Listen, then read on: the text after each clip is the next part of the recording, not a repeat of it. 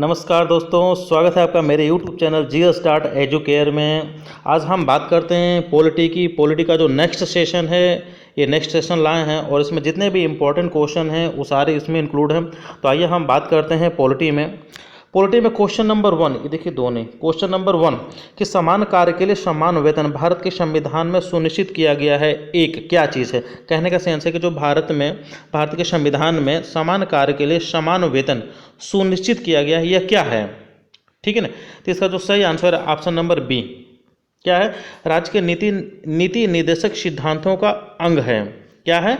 राज्य के नीति निर्देशक सिद्धांतों का अंग है।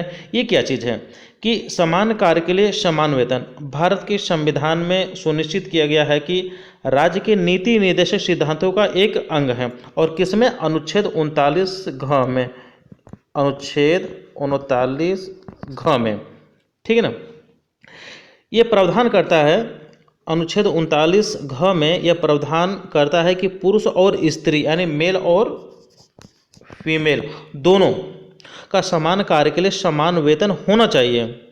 ठीक है ना। और संविधान के अनुच्छेद 39 घ के अनुसरण में संसद ने 1976 में, कब? 1976 में समान पारिश्रमिक अधिनियम पारित किया था। क्या किया था? 1976 में समान पारिश्रमिक अधिनियम भी पारित किया था। ठीक है, चलिए बात करते हैं हम अपने चैनल की। अगर आप चैनल पे नए हों तो प्लीज़ इसको सब्सक्राइब कर दें, लाइक कर दें, शेयर कर दें अपने दोस्तों को, ताकि ये जो है ज्ञान उन तक भी पहुंच सकें और अधिक से अधिक लोग जो है लाभान्वित हो सकें। चलिए मैं बात करता हूँ नेक्स्ट की, क्वेश्चन नंबर नेक्स्ट का मतलब क्वेश्चन नंबर 2। भारत के कल्याणकारी राज्य होने का विचार कहाँ पाया जाता है? देखिए बहुत इंपॉर्टेंट क्वेश्चन है। ठीक है ना, कि कहाँ पाया जाता है। तो इसका जो सही आंसर है ऑप्शन नंबर डी, ए और सी, यानी ए और सी संविधान की प्रस्तावना में पाया जाता है और राज्य के नीति निर्देशक तत्व में पाया जाता है। चलिए कल्याणकारी राज्य की बात करते हैं। ये बहुत ही इम्पोर्टेंट है। कल्याणकारी राज्य की क्या व्याख्या होनी चाहिए, क्या मतलब होता है, कैसे होता है, कल्याणकारी राज्य की बात कहते हैं तो क्या मतलब होता है, ये बहुत इंपॉर्टेंट है। तो आइए हम इसकी चर्चा करते हैं कि कल्याणकारी राज्य की संकल्पना का जो समावेश है भारतीय संविधान में जो है राज्य के नीति निर्देशक तत्वों में किया गया है। ठीक है ना, ये जो ऑप्शन नंबर सी है, नीति निर्देशक तत्वों में किया गया। और ये संविधान के भाग 4, किसमें भैया? भाग 4, ठीक है ना, के तहत अनुच्छेद 36 से 51, ठीक है ना, 36 से 51 के अंतर्गत शामिल किया गया है। ठीक है ना, यानी राज्य के नीति निर्देशक तत्वों में किया गया है और इस संविधान के भाग 4 में है। और अनुच्छेद की बात करते हैं तो अनुच्छेद 36 लेके 51 के अंतर्गत शामिल किया गया है, कल्याणकारी राज्य की बात किया गया है। ठीक है ना। और दूसरी बात करते हैं कि जो भारतीय संविधान की प्रस्तावना है, यानी प्रस्तावनाओं का राज्य व्यवस्था के उद्देश्यों का जो उल्लेख करती है ना, कि राज्य अपने नागरिकों को सामाजिक, आर्थिक एवं राजनैतिक न्याय, विचार, अभिव्यक्ति, विश्वास, धर्म और उपासना की स्वतंत्रता तथा प्रतिष्ठा एवं अवसर की समता उपलब्धता कराएगा। ये कल्याणकारी राज्य के आदर्श वाक्य हैं। ठीक है ना, या ये कल्याणकारी राज्य की प्रतीक हैं। ठीक है, चलिए नेक्स्ट की बात करते हैं क्वेश्चन नंबर 3 की, कि क्वेश्चन नंबर 3 क्या है। ठीक है ना, क्वेश्चन नंबर 3 भैया कि भारतीय संविधान का कौन सा अनुच्छेद भारत के विदेश नीति से संबंधित है? विदेश नीति की बात करता है। तो इसका जो सही आंसर है ऑप्शन नंबर डी। क्या है? अनुच्छेद 51। इसमें क्या है? भारत के विदेश नीति से संबंधित बात कही गई है। ठीक है ना। चलिए नेक्स्ट की हम बात करते हैं। नेक्स्ट क्या है? क्वेश्चन नंबर 4 क्या है कि निम्नलिखित में से कौन सा नीति निर्देशक तत्व है? ठीक है ना, नीति निर्देशक तत्व की बात करता है कि इनमें से कौन सी है। तो जाहिर पहला है समान नागरिक संहिता। ठीक है ना, यही क्या है? नीति निर्देशक तत्व है। प्रेस की स्वतंत्रता, धर्म की स्वतंत्रता, विधि के समक्ष समानता, ये सब नीति निर्देशक तत्व नहीं है। समान नागरिक संहिता ही नीति निर्देशक तत्व है। संविधान का अनुच्छेद जो 44 है ना, अनुच्छेद 44, ठीक है ना। संविधान का अनुच्छेद 44 के तहत राज्य द्वारा भारत के समस्त राज्य क्षेत्र में नागरिकों के लिए एक समान नागरिक संहिता बनाई गई है, जिसको हम बोलते हैं कॉमन सिविल कोड। क्या बोलते हैं? कॉमन सिविल कोड, ठीक है ना। कॉमन सिविल कोड प्राप्त करने का क्या है? प्रयास करना नीति निर्देशक तत्वों में शामिल किया गया है, ठीक है। नेक्स्ट क्वेश्चन नंबर फिफ्थ क्या है? फिफ्थ की हम बात करते हैं कि राज्य के नीति निर्देशक तत्व एक ऐसा चेक है, देखिए तत्व नहीं है, ये सिद्धांत है, ठीक है ना। सिद्धांत की बात करता है, यानी राज्य के नीति निर्देशक सिद्धांत एक ऐसा चेक है जो बैंक की सुविधा अनुसार अदा किया जाता है। यह कथन किसका है या ये किसने कहा था कि राज्य के नीति निर्देशक सिद्धांत एक ऐसा चेक है जो बैंक की सुविधा अनुसार अदा किया जाता है? ये किसने कहा था? तो ये कहा था के.टी. शाह ने। Option number D is the right answer, ठीक है ना। के.टी. शाह ने कहा था कि राज्य के नीति निर्देशक सिद्धांत एक ऐसा चेक है जो बैंक की सुविधा अनुसार अदा किया जाता है, ठीक है ना। ये बहुत बार पूछा गया है, तो इसको आप जरूर देख लीजिएगा। नेक्स्ट क्या है? पांचवा क्या है कि राज्य के नीति निर्देशक तत्व एक नहीं, ये पांचवा नहीं, ये तो हो चुका है ना। नेक्स्ट ये छठा की हम बात करते हैं। छठा क्या है कि भारत की प्रभुता, एकता और अखंडता की रक्षा करने और उसे अछूत रखने के मूल कर्तव्यों को किस स्थान पर रखा गया है, ठीक है ना। तो इसका जो सही आंसर है ऑप्शन नंबर डी, तीसरे स्थान पर रखा गया कि भारत की प्रभुता, एकता और अखंडता की रक्षा करने और अछूत रखने के मूल कर्तव्यों को भारतीय संविधान के अनुच्छेद, कौन सा? अनुच्छेद 51 के तीसरे स्थान पर रखा गया है, ठीक है ना। किस स्थान पे? तीसरे। ये हमेशा पूछता है कौन से स्थान पे, तो ये जरूर देख लीजिएगा, तीसरे स्थान पे यानी थर्ड प्लेस पे रखा गया है इसको, ठीक है। नेक्स्ट सेवेंथ क्या है? भारतीय संविधान के किस अनुच्छेद में क्या है? भारतीय संविधान के किस अनुच्छेद में 42वां संविधान संशोधन विधेयक के मूल कर्तव्यों को सम्मिलित किया गया है? देखिए बहुत ही इंपॉर्टेंट है, मूल कर्तव्यों को सम्मिलित किया गया। अनुच्छेद, कौन सा अनुच्छेद की बात करता है? तो इसके जो सही आंसर है ऑप्शन नंबर बी, अनुच्छेद 51A। अगर हम भाग की बात करें, पहले दोनों चीज़ समझ लीजिए। भाग की बात करें तो भाग 4 क, ठीक है ना। अनुच्छेद की बात करें तो 51 क, ठीक है ना।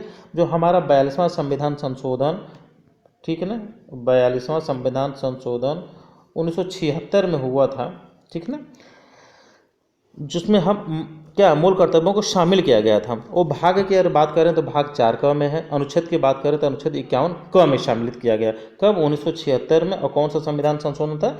42वां संविधान संशोधन, ठीक है। 8th की बात करते हैं, 8वां की क्या है? निम्नलिखित में से किसकी सिफारिश पर भारतीय संविधान में मूल कर्तव्य शामिल किया गया है? मूल कर्तव्य शामिल किया गया है। चलिए हम बात करते हैं मूल कर्तव्य।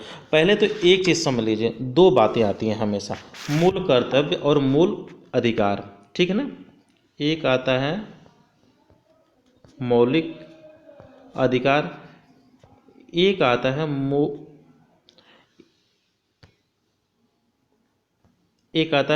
मूल कर्तव्य।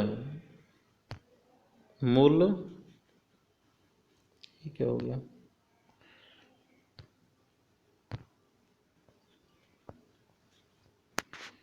मूल कर्तव्य, ठीक है ना। चलिए इसको देखते हैं, कुछ पेन में गड़बड़ हो गया,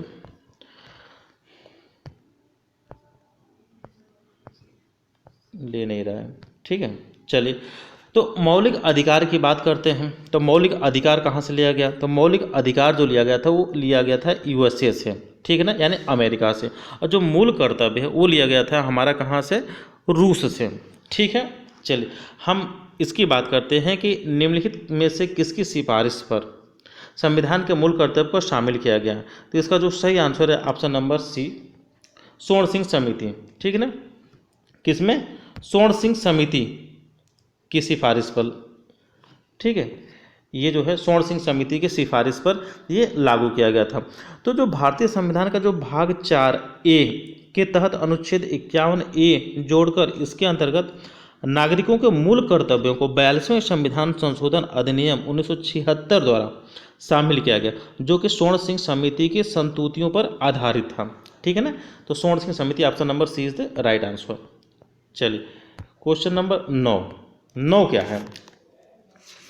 देखिए 9 भी बहुत ही इम्पोर्टेंट है अपने आप में जो है, और ये कई बार पूछा गया है और इसलिए इसको हमने मेंशन किया है। ये है क्या चीज़ कि 42वें संविधान संशोधन, देखिए बात करता है सब कुछ उसी से रिलेटेड है, लेकिन क्वेश्चन किस तरह से पूछा गया है कि 42वें संविधान संशोधन के 10 आचार आदेशों को किस नाम से जानते हैं। 10 आचार आदेशों को किस नाम से जानते हैं, ये बहुत ही इंपॉर्टेंट क्वेश्चन है। तो इसका जो सही आंसर है ऑप्शन नंबर बी, मौलिक कर्तव्य। ठीक है ना, किसके नाम से जानते हैं, मौलिक कर्तव्य के नाम से जानते हैं, क्योंकि 42वां जो संविधान संशोधन हुआ था वो हुआ था 1976 में। इसमें मौलिक कर्तव्य को जोड़ा गया, मौलिक कर्तव्य को जोड़ा गया तो भाग 4 क में जोड़ा गया, अनुच्छेद 51 क में जोड़ा गया। ठीक है ना, ये चीज़ें थी और इसी को नाम दे दिया गया क्या, 10 आचार आदेश। ठीक है ना, तो ये कोई नया क्वेश्चन नहीं है वही क्वेश्चन, बस पूछने का तरीका अलग है। कभी कभी एग्जाम्स में 10 आचार आदेश नाम पूछ देता है तो लोग कंफ्यूज हो जाते हैं, तो आप बिल्कुल ना कंफ्यूज हो। ठीक, नेक्स्ट 10 की बात करता है। क्वेश्चन नंबर 10, निम्न से किस एक का संरक्षण भारतीय नागरिक का मूल कर्तव्य है। देखिए मूल कर्तव्य है, भारतीय नागरिक का जो मूल कर्तव्य है कौन कौन सा है, तो इनमें से कौन सा है ये पूछा गया था। इसका जो सही आंसर है ऑप्शन नंबर डी, वन्य प्राणी। ठीक है ना, ये भारतीय नागरिक का मूल कर्तव्य। आप कहेंगे कि राष्ट्रीय ध्वज भी होना चाहिए, आप बिल्कुल सही सोच रहे हैं, राष्ट्रीय ध्वज भी होना चाहिए, लेकिन इसमें राष्ट्रीय ध्वज मूल कर्तव्य तो है, लेकिन किस चीज़ का, सिर्फ और सिर्फ उसका आदर करने का। ठीक है ना, उसके आदर, उसका संरक्षण की बात नहीं की गई है, सिर्फ उसके आदर की बात की गई है। तो जो संविधान के अनुच्छेद 19 संविधान के अनुच्छेद जो है 51 के 6 में मूल कर्तव्यों में वन्य जीवों का संरक्षण शामिल है। ठीक है ना, फिर से लिख देते हैं, बहुत ज़्यादा हो गया। अनुच्छेद 51 के 6 में क्या शामिल किया गया है कि वन्य जीवों का संरक्षण शामिल किया गया है। ठीक है ना, और राष्ट्रीय ध्वज का भी उल्लेख है, परंतु आदर करने की बात कही गई है, न कि संरक्षण की। बिल्कुल विशेष तौर से ध्यान दीजिएगा, आदर करने की बात कही गई है, संरक्षण करने की बात नहीं की गई है। और इसकी जो बात ग्राम पंचायत हो गया या अनुसूचित जाति अनुसूचित जनजाति का, ये मूल कर्तव्यों में उल्लेख इसका नहीं मिलता है। ठीक है, हम क्वेश्चन नंबर 11 की बात करते हैं। क्वेश्चन नंबर 11 क्या है, हम चलिए कि निम्न में कौन सा कथन गलत है, कौन सा कथन गलत है। चलिए, तो इसका जो सही आंसर है ऑप्शन नंबर ए, मूल कर्तव्य मौलिक अधिकारों का हिस्सा है। नहीं भैया, दोनों अलग अलग हैं। ठीक है ना, तो ये अलग अलग हैं और ये कथन क्या है, ये गलत है। पहले तो हम बता दें, जो मौलिक अधिकार है कहाँ से लिया गया है, यूएसए से, और जो मूल कर्तव्य है ये कहाँ से लिया गया है, रूस से। ठीक है ना, दोनों कहाँ से लिया गया है, रूस से। जो हमारा मौलिक अधिकार है इसकी अगर हम बात करें तो ये भाग 3 में है। अनुच्छेद की बात करें तो अनुच्छेद 12 से लेके अनुच्छेद 35 तक है। ठीक है ना, देखिए विशेष तौर से ध्यान दीजिएगा और समझिए, जो मौलिक अधिकार है ये कहाँ से लिया गया है, अमेरिका से लिया गया है। अगर ये जो हमारे भारतीय संविधान में शामिल हैं तो कहाँ पे, भाग 3 में, अनुच्छेद 12 से लेके 35 तक। अब हम मौलिक कर्तव्य की बात करते हैं, ये कहाँ से लिया गया है, रूस से। और ये 42वें संविधान संशोधन 1976 में जोड़ा गया है, और इसको जोड़ा गया है किसमें, भाग 4 क में। अनुच्छेद की बात करें तो 51 क में। ठीक, दोनों चीज़ें स्पष्ट हो गई। तो रूस से लिया गया है, भाग 4 क में जोड़ा गया है, अनुच्छेद 51 क में जोड़ा गया है। ठीक, क्वेश्चन नंबर 12 क्या है, निम्नलिखित में से कौन सा एक मौलिक कर्तव्य नहीं है। देखिए मौलिक कर्तव्य नहीं है, बात करता है मौलिक कर्तव्य नहीं है। ठीक है, तो इसका जो सही आंसर है ऑप्शन नंबर सी, राष्ट्रीय महत्व के स्थानों और स्मारकों की रक्षा करना। ठीक है, ये मौलिक कर्तव्य नहीं है। राष्ट्रगान का सम्मान करना मौलिक कर्तव्य है। राष्ट्रीय संपत्ति का बचाव करना मौलिक कर्तव्य है। प्राकृतिक वातावरण का संरक्षण और सुधार करना मौलिक कर्तव्य है। तो जो राष्ट्रीय महत्व के स्थानों और स्मारकों की रक्षा करना संविधान के अनुच्छेद 51 क, ठीक है ना, 51 क के तहत मौलिक कर्तव्यों में सम्मिलित नहीं है, जबकि अन्य तीनों जितने भी हैं ये सब सम्मिलित हैं, लेकिन ये राष्ट्रीय महत्व के स्थानों और स्मारकों की रक्षा करना ये शामिल नहीं है। ठीक है, नेक्स्ट की बात करते हैं, क्वेश्चन नंबर 13 क्या है, भारतीय संविधान में कितने मौलिक कर्तव्य, कुल कितने मौलिक कर्तव्य की बात करता है, तो 11 मौलिक कर्तव्य हैं। ठीक है ना, टोटल कितने मौलिक कर्तव्य कितने हैं, टोटल 11 मौलिक कर्तव्य हैं। ये हमेशा पूछता है, थोड़ा सा देख लीजिएगा कि टोटल कितने मौलिक कर्तव्य हैं, टोटल 11 मौलिक कर्तव्य कहाँ से लिया गया था, रूस से। हमारे भाग कौन से भाग में शामिल है संविधान के, भाग 4 क में। अनुच्छेद की बात करते हैं तो अनुच्छेद के 51 क में कौन से संविधान संशोधन में, 42वें संविधान संशोधन में मौलिक कर्तव्य जोड़ा गया, कब, 1976 में। ठीक, चलिए ये रहा हमारा आज का पॉलिटी का सेशन। नेक्स्ट फिर पॉलिटी का सेशन आएगा। चैनल पर नए हैं तो प्लीज़ सब्सक्राइब कर दें, लाइक कर दें, शेयर करें। Thank you so much.